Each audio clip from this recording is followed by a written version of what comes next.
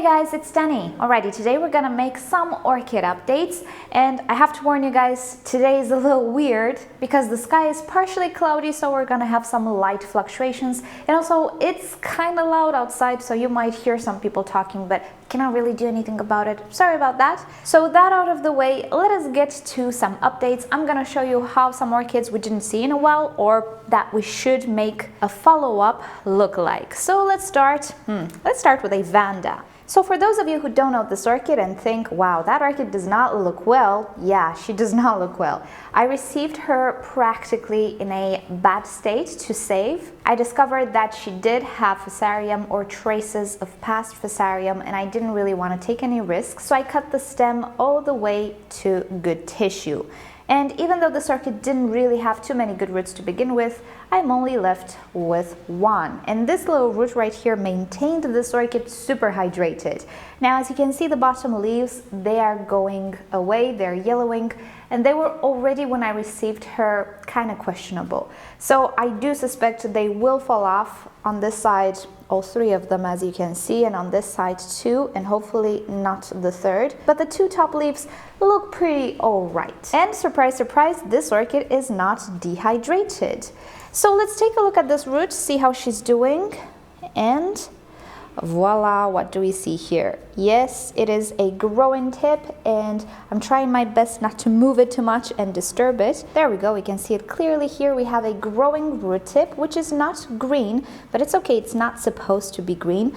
If you notice, some orchids have red growing tips, some of them have light green growing tips. It has to do with pigments. So not a disease or anything bad, the growing tip can be reddish, and I'm hoping for more roots. I do have something poking through. Oh, okay. So I do have another root poking through here, I think.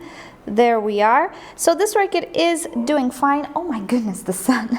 Anyway, so there we go. This is the Vanda. She's doing quite okay, but I do believe I will lose the bottom leaves.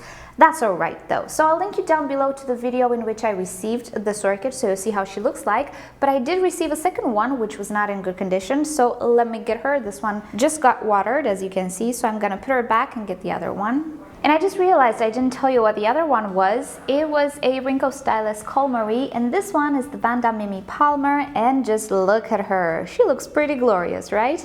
Well, on this one we don't have any new root tips, none that I can see so far, but we do have quite a few roots. Same story with this one. I cut into the stem until I reached healthy tissue.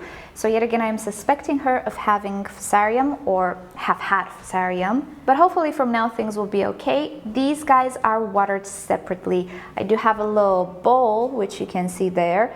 They're away from the other Vandas, they don't touch anything. I wait for them to properly drain so they don't drip, and then I put them in my window. So I'm taking my precautions. But as you can see, they do look okay. They don't look dehydrated. This one hydrated as well. And so far so good with the sick Vandas. I'm actually going to place this one in the bowl to soak. With these ones, since they were so dehydrated, I do soak them. Even though with my healthy ones, I don't go through the trouble. These guys, I let them soak because they kind of need it. So let's just get on with the video until she's properly hydrated. Next up, an orchid that I know somebody asked me about. This is the Mule Ear Oncidium, and I have two of them. This is the latest one. So the first one that I got is doing quite fantastic. As you can see, this is a new growth, and we are working on quite a few roots. So this orchid will pull through, I have no doubt in my mind. She's looking quite all right, and she didn't really have any roots when I received it. And this one had the rotting new growth. It suffered from the black rot, which advances really fast and takes over the sections of the orchids really fast. So we eliminated all of that. Check the description down below if you missed the video and you would like to see it. But as you can see, there isn't much going on. The orchid is not gone, it's not dead, that's good, but I don't see any new growths or any new roots. So I'm still not sure what this one will do. The infection didn't spread anymore, I didn't lose any more leaves or pseudobulbs. But this orchid simply isn't doing much, and at this point I cannot really tell what's going on in the pot because of the algae formation, so I don't know if I lost the existing roots or not. The orchid doesn't look super dehydrated, but it doesn't burst with hydration either. So yeah, I might have to go in pretty soon and see how the roots are doing. So one that is looking okay and another one that is not looking all that great. I'm not entirely sure what this is. It is some kind of damage that happened as this growth was developing. It is not rot or anything because it's not advancing. It's not wet. It's just some sort of damage that happened as the growth was forming, and luckily it's not advancing, so I'm not going to cut it up. I'd rather not create wounds when I don't have to. If I see it starts to go down, I might cut the tip. Alrighty, so remember a few months ago Ana Maria got for me from a flower shop in Romania some orchids and she sent them to me. Well, nothing pretty much survived. So if you remember, we had the, what's his name? The Tellumnia, that one died off, didn't make it. And we also had an orchid, which I didn't know what it was. One of you guys identified it for me. It was a Phalaenopsis. That one didn't make it either. However, one did, and I just watered her. This is the Oncidium Pupukea. It's the yellow variety. Oh my goodness, I had these orchids 4 years ago when I was just starting off with orchids. And through a miracle, I just happened to find all sorts of intergenerics and oncidiums on sale, on a discount in one of my local supermarkets. And they were beautiful, and I'll show you on the screen if I find something about them. They were beautiful. I love the smell. It's a little different from the twinkles. It's just very refined to me. Sadly though, I lost my Pupukeas to, guess what? Not Fusarium, not spider mites, to virus. That was a whole different story. And ever since then, I did not find them on the market. But earlier this year, Ana Maria found some. They had spider mites. I treated them. Everything is okay. And this is the only survivor. As you can see, we have one single pseudobulb. That's what it came with. The other one, it had another tiny one. It wasn't from this orchid, or if it was, it just got separated. And this pseudobulb created 3 new growths that are kind of growing. As you can see, they are super tiny. It doesn't really matter. All that matters is the root system. And there we go. This orchid is hydrated. You can see how plump she is. Maybe it doesn't appear that plump, but she was like a leaf. So things are going okay with this one. These new growths obviously will not bloom. They will remain tiny, but they are producing roots, and that's what matters. I want this orchid to have roots, get established, and then I can expect better growth. So out of all of those things, only this one survived. Next up, the Oncidium with twin growths. If you remember this spring, I noticed that it's not an Oncidium, it's an intergeneric. It was producing what looked like a growth with 2 crowns. And well, they are mature, so let me show you the oddity. There we go. Let me find a good angle. It is actually a twin growth with 2 pseudobulbs. They are connected at the base though, so I cannot really split them up too much, not that I want to. On one side, they only have 1 leaf that envelops both of them, and on the other side, they have their own separate leaves, which is good because they produced 2 spikes of their own. If the flower spike would have emerged from this side, it would have only been 1. But on this side, we have a full separation between the 2 twins. And there we go, we have 2 flower spikes. And the reason why the flower spikes are so straight is that this guy is growing under my artificial light setup, underneath my shelf, and is doing really great. So as you can see, the spikes are pretty thick. They're also showing signs of branching, and they are just very straight, simply because the light source is on top. So maybe this is a good idea if you want as straight as possible flower spikes. It's not necessarily going to work with everything, but I do see my Phalaenopsis as well. They're growing kind of straight. The phals are also under my shelf to get the cool down. I think the cool down is done. I can move them now, but I'm kind of happy about the flower spikes. They do grow really straight down there, so I might leave them until the spikes start to form the buds and then move them. So there we go. This is the update with the Oncidium. We have twin pseudobulbs connected on one side and at the base, disconnected on the other with 2 flower spikes. Next up, we have the oily Phalaenopsis, and P.S. with all of these orchids, you will have additional links down below in the description, so you can see the initial story with them, if there ever was one. And there is a story with this one. I purchased it from eBay from Catasetum too, but it had super oily leaves, the 2 on the top. So I removed the oil from the leaves, and you have a video down below in the description, but it was, however, too late. The leaves were already super saturated with oil. It was absorbed into the leaf and kind of damaged the tissue and suffocated the orchid. So I lost those leaves. And you can see the remains here. These are the remains of the top leaves. This is the original crown, and right now it's just a dried stump. So what happened to this orchid was it created what I suspect is a keiki, not a new crown. So I did think this orchid will create a keiki from somewhere on the stem, and it did, but let me try to find an angle. So the keiki was here, and you don't see much.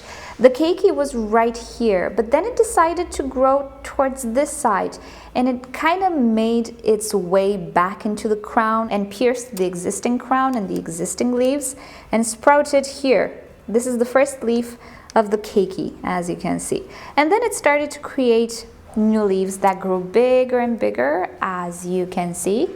And back at the base, we have the roots of the keiki as well. Doesn't it look so funny? Now, the mother plant still has roots and is still hydrating and feeding this keiki. But the keiki is starting to produce roots of his own. So we're gonna do something because this orchid looks inexplicable, kinda. And sooner or later, the bottom side will just die off. It will wither away. We will separate this keiki somehow from the crown. I just needed to have more roots. So it's not gonna happen now, maybe next year, but it will be interesting to separate this keiki. Pretty much I'm gonna cut the crown.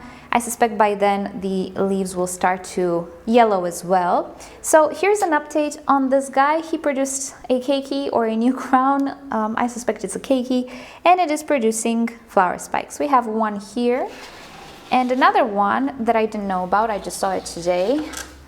Right here, as you can see. This is supposed to be a really nice fragrant orchid. That's why I purchased it. I don't purchase Phalaenopsis usually unless they're species. So anyway, we're gonna see it in bloom and we're gonna make an ID for her then. But she made it, she survived, and I'm pretty happy about it. And now two orchids that I have serious doubts they will ever be okay, particularly in my climate. So first of all, it's the Masdevallia, the Huyana Pichu. It looked so amazing and wonderful last year, if you remember. It did a full recovery after spending 1 month on transport. And I just learned it is a pretty easy hybrid. Well, in comparison to other Masdevallias, it doesn't mean it's easy, particularly in a subtropical climate. And all of a sudden, at the end of spring this year or beginning of summer, it just started to wilt away and it lost everything it created. That beautiful green thing is just gone. So I switched it to semi-hydro in the hopes that it will do something, and it kind of did. As you can see, we have some new sprouts forming here, some new leaves. They don't look all that spectacular, but it's something. It didn't lose the roots though. The roots are still okay on this orchid, it's just the top part. So I suspect it really didn't like the warmth all that much. And yeah, I am using an AC, but in the nighttime, I'm not using it. The bill would be too much. So cool growers really don't like that. And here's another cool grower. Remember last year I was telling you, oh my goodness, this is just such an easy orchid to grow. I'm gonna include it in the top, which I didn't make yet, but I will. This is Dendrobium Victoria Regina. Yet again, it just wilted off. It's pretty much the same symptom. These are the new growths that it created last year, and they looked so green, so beautiful. It also bloomed. This is the growth it came with when I purchased it. It's still alive.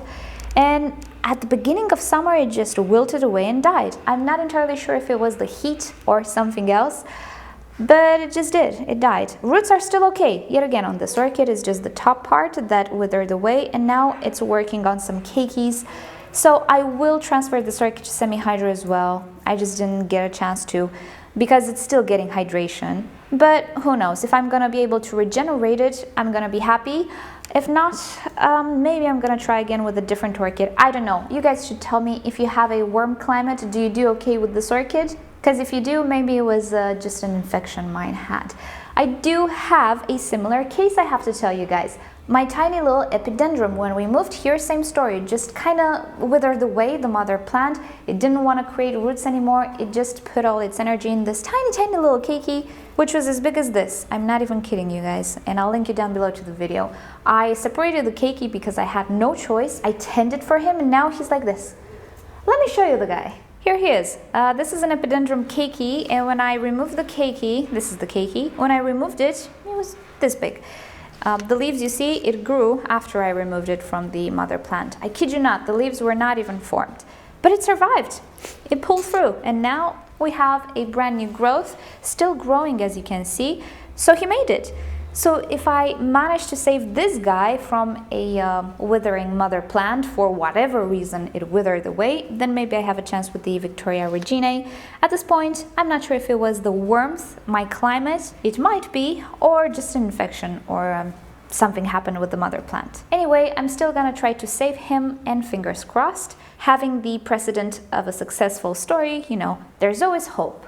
So that's about it for today. Remember guys, this week my uploads will be a little chaotic because we're not here. So everything was pre-recorded, but I couldn't record all that many videos. Don't worry though, next week everything will come back to normal. I'm gonna be back and in business. So I hope you've enjoyed this video and you didn't get all that triggered by the changing lights and the sounds outside. And you know the drill, if you've enjoyed this video, please give it a thumbs up. If you hated it, give it a thumbs down. Subscribe to my channel for regular orchid videos and turn on notifications so you never miss a video. And with that said, I'll see you all next time. Bye!